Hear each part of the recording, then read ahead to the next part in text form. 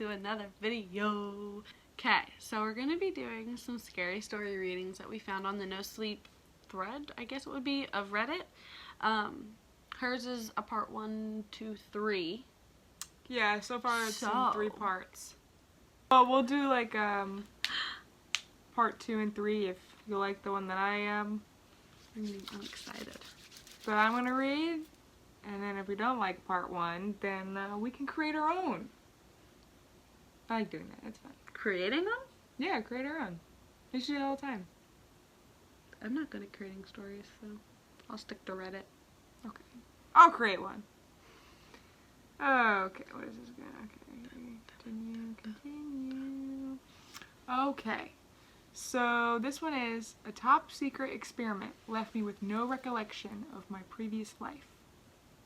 Part 1. Not even a word in. We're just farting. Okay.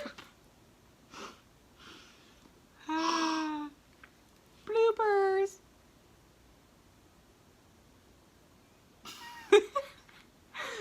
Okay. We were working on time travel.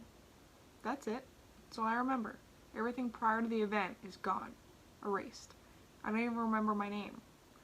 I don't even remember the whole project. Only that it was a secret. And the events of the last day. And I don't even know if it is a real memory anymore. The earliest I can recall is walking into the lab in the morning. I recall the equipment. I recall doing finishing touches on it, tweaking dials and adjusting measurements. I recall the rats we tested it on. 2 standard white ones, 1 male, 1 female. We set the machine to transport them to 1 minute into the future. The clock read noon when they disappeared, and 12:01 when they reappeared back in the transportation chamber. After thorough examination, we concluded that the rats were perfectly fine. The machine had worked. So we decided to send them an hour into the future. 12:30, disappear. 1:30, reappear. Perfectly fine. And we kept doing it like that. We would adjust the time by a few minutes or so, and each time it would work. After about 5 hours, we finally decided to bring in our human volunteers, government officials who had signed up a few weeks prior to the project's completion. The first volunteer didn't make it. A minute after we sent her, she came back sputtering incoherent nonsense, and then she died. She just dropped dead. No pulse, no reason. The second volunteer came back, only he had changed quite a lot. When we first sent him in, he was quite reasonably elated at the fact that he was one of the first people to time travel. When he came back, he was erratic, aggressive, which was just about when the metamorphical shit hit the fan. The once joyful and intelligent volunteer was now scrambling around the lab on all fours, sweaty and screaming profanity and smashing things. Even after our best attempts to subdue him, he had got a hold of a fire extinguisher and tossed it right into the machine's control panel. Sparks flew from the control panel, and the last thing I remember from that day was a jolt of energy throughout the lab, and then darkness.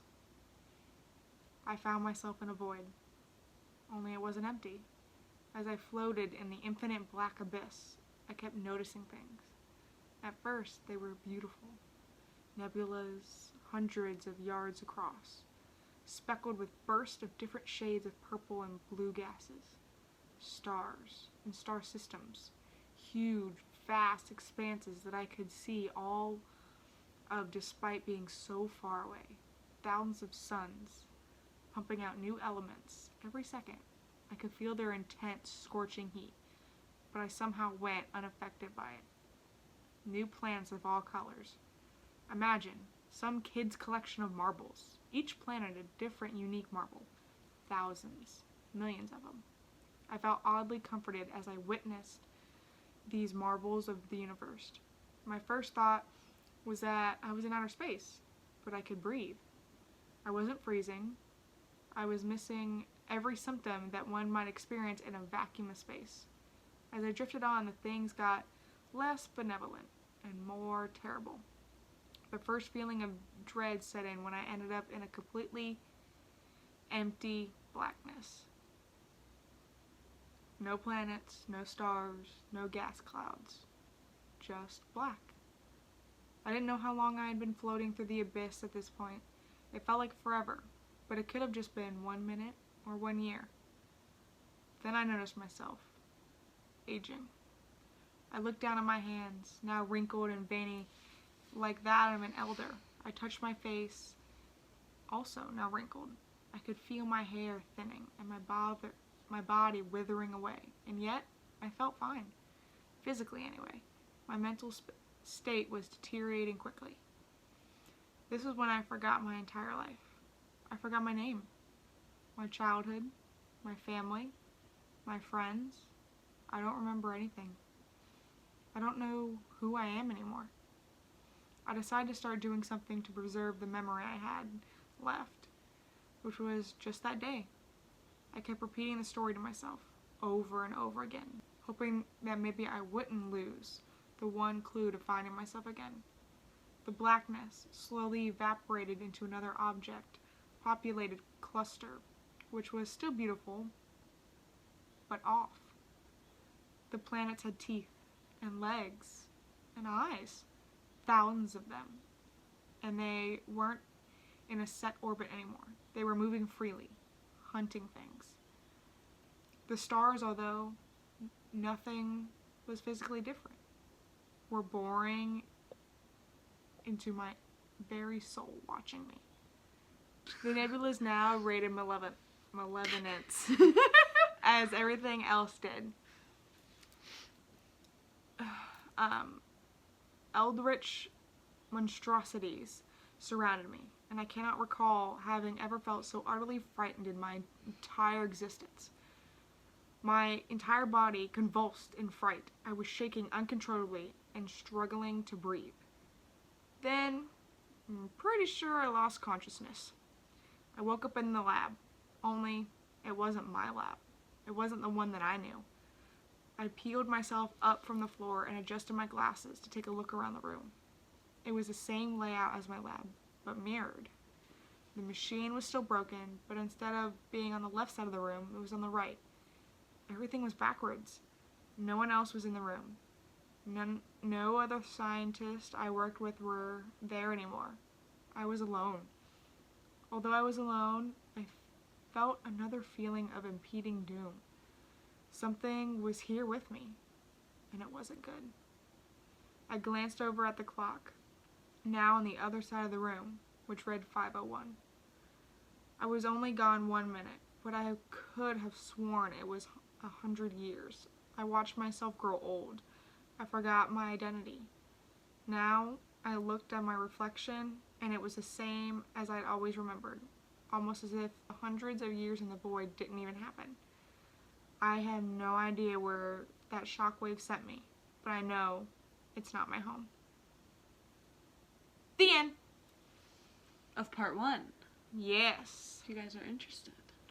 That's actually pretty good. It was good. It was good. I liked it. It kept me interested. It sounded like it actually happened to somebody to me. I mean, Not really. people lose consciousness all the time. You know, people have concussions and stuff like that. So what I'm thinking is she lost consciousness, maybe due to an accident or maybe in the lab.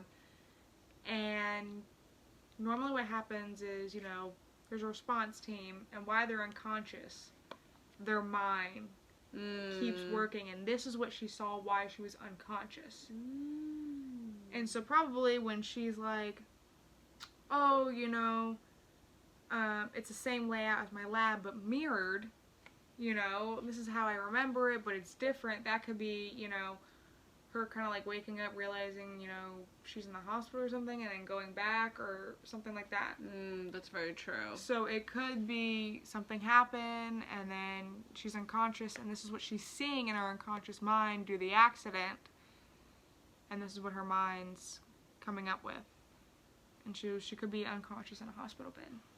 That's very true. That's very true. So instead of, oh, the shockwaves actually sent me somewhere, the shockwave knocked me out. And this is what Subconsciously I'm thinking about. This is what's subconsciously happening to me. Showing her the mysteries of the world. If you guys want to see part 2, go ahead and give this video a thumbs up and let me know in the comments. I want to hear part 2. I want to see what happens after this. Does she figure out what happened? Or she? So far, there's only 3 parts to it. So far, and maybe we'll find more. You know, that we can keep up with it, and maybe we can just go along with it. Or after part 3, if there's no more, you know, if they updated part 4, then if you guys like it, we can read it. If not, we'll find a new one. Or we can make a spin-off. Or, like, continue. Our own. Yeah, our own. So, like, part 3 ended like this. How are we going to take it? This is where we would want it to go. Yeah, I enjoyed it. I hope you guys enjoyed it. Let us know if you want us to do more. Like I said, don't forget to like, comment, and subscribe. You know, all my social media is in the description if you want to follow that. I'm not very active on them, but hey, if you want to, you know. If you have any ideas for videos you would like to see, or have any suggestions for stories that we can read, maybe we can do. Send us some things. Yes. And I hope you guys enjoyed it. Don't forget, come be awkward with me in my next video. Bye! Toodaloo!